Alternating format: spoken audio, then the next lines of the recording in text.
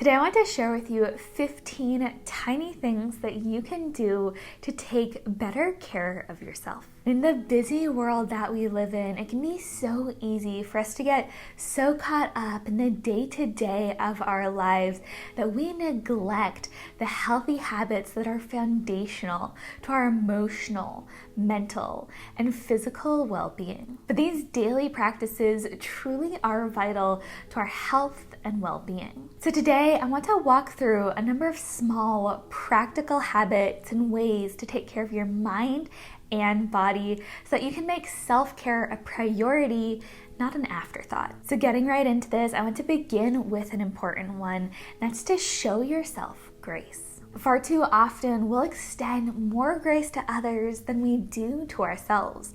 As the saying goes, you are your own worst critic. So the next time that you find yourself caught up in a cycle of negative self-talk, being overly critical of yourself, I want you to do two things.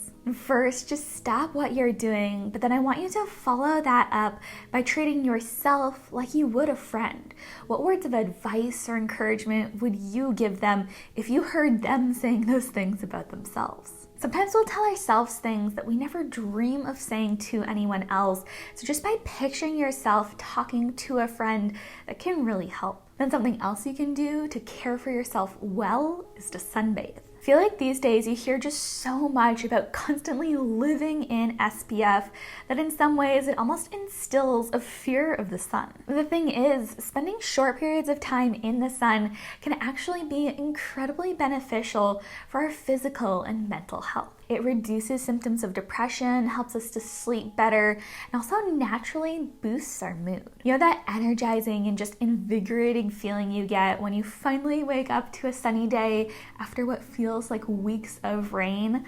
That is the impact of the sun. Of course, if you're going to be out for longer than 15 to 20 minutes, it is always a good idea to protect yourself with SPF, but the sun really isn't something for us to be afraid of, but rather to embrace, just as long as we're doing it in the right way. All right, then I want to talk about one that is near and dear to my heart.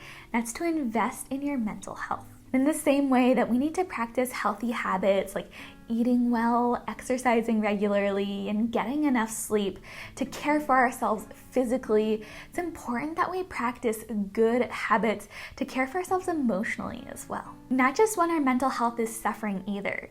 It should be an ingrained part of our daily and weekly routines. By doing things like journaling, spending time in prayer or meditation, connecting with friends and loved ones, developing a strong support system, you can create a strong foundation for when those inevitable hard times come. And trust me, if you haven't hit them yet, they will come. It's just a part of life. But I want to be real too, all of those things can make such a difference, but there are certain seasons or struggles where it can be so beneficial to bring in additional support. Last year I shared about the miscarriage that my husband and I walked through, and that was without a doubt the hardest time in my life. And in seasons like that, where what you're walking through just feels like more than you can bear, therapy can be a huge resource to help give you the tools and the support that you need. And if that's where you're at right now, you're walking through a hard season, first, my heart just goes out to you. If you're looking to connect with a therapist, BetterHelp can be a great option. And so I am so thankful that they are sponsoring this portion of today's video. The way BetterHelp works is they connect you with a licensed therapist who's trained to give you helpful, unbiased advice. And to get started, all you need to do is go to their site. You can use my link, betterhelp.com/Ashlynne Eaton, answer a few questions, and then BetterHelp will connect you with a professional with years of experience helping people with struggles just like yours. Usually you'll get matched within 48 hours, so you can get started quickly. BetterHelp makes it easy too by giving you the option of scheduling your therapy sessions using your phone or computer via video call, phone call, or messaging, just whatever you're most comfortable with. So let BetterHelp connect you with a therapist who can support you, all from the comfort of your own home. Visit betterhelp.com/Ashlynne Eaton or choose Ashlynne Eaton during sign up to enjoy a special discount off your first month. Guys, I would highly recommend checking BetterHelp out. Therapy truly is one of the best investments that you can make in your mental health. Then continuing on with our list, something small but impactful that you can do is to take a cat nap. If you're coming off a restless night or just generally feeling physically and mentally drained, taking a short nap can go a long ways towards replenishing your energy levels and reducing fatigue. Of course, you want to make sure that your nap isn't too long or too late in the day, as that can leave you feeling groggy or impact your sleep the following night. But a quick 10 to 20 minute power nap, especially taken earlier in the day, can really give you the energy that you need to finish your day well. So it's time that we get out of our head that napping is just for kids and infants. They can be amazing for us as adults as well. And something that I've recently been really learning the value of is just making a new plan. When we aren't feeling well, circumstances change, things just aren't going the way we want them to.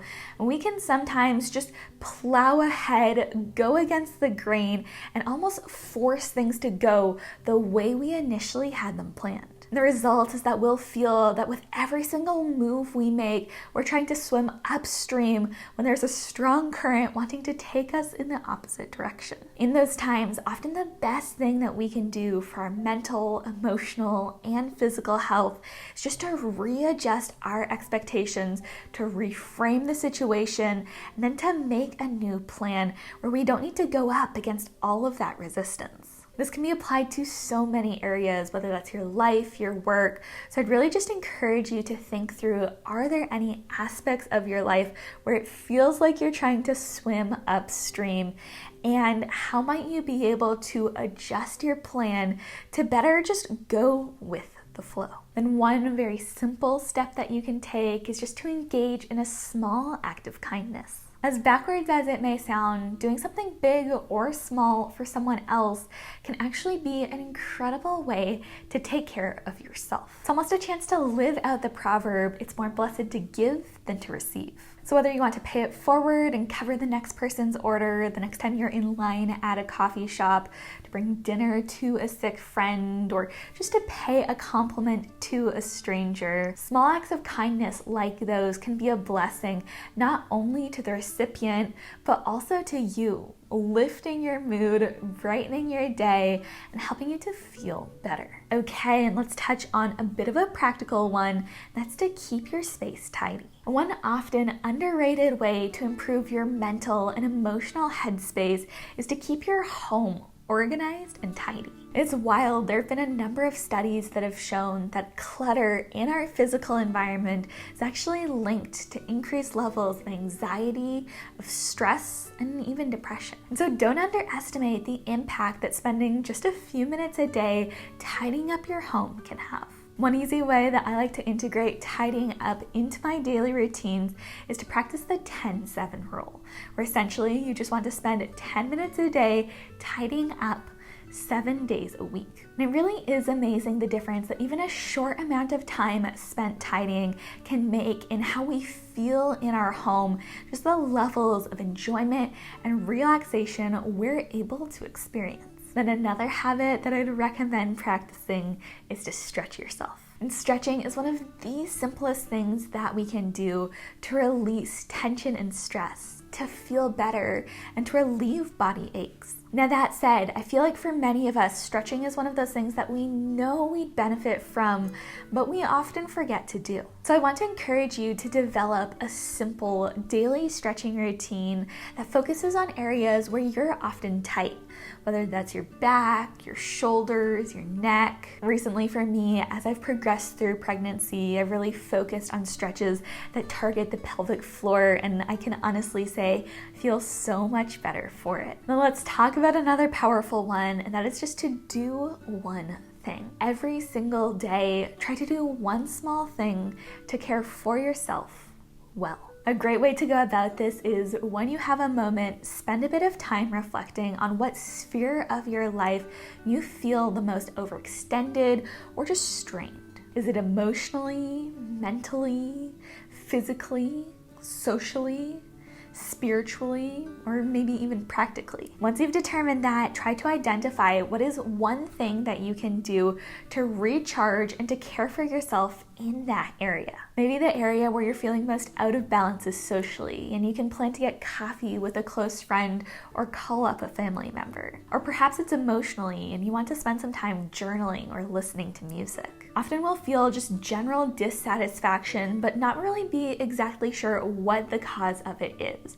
So by taking time to first identify where we're feeling out of balance, and then do what we can, just small practical steps to get back into balance, that can really help us to get to the root of the problem rather than going about different self-care activities that aren't actually addressing where we're feeling strain. And in talking about your physical health, meal planning can be a great habit to get into. Whether you want to create a super detailed weekly plan of everything that you're going to eat, or you want to go for a bit more of a flexible option where you stock a number of healthy basics that you can build meals from, having some kind of plan, ensuring that you have the essentials you need on hand, can really help to reduce the amount that you'll end up going out to eat, opting for fast food, or just choosing less healthy food options. And it really enables you to keep nourishing your body a priority.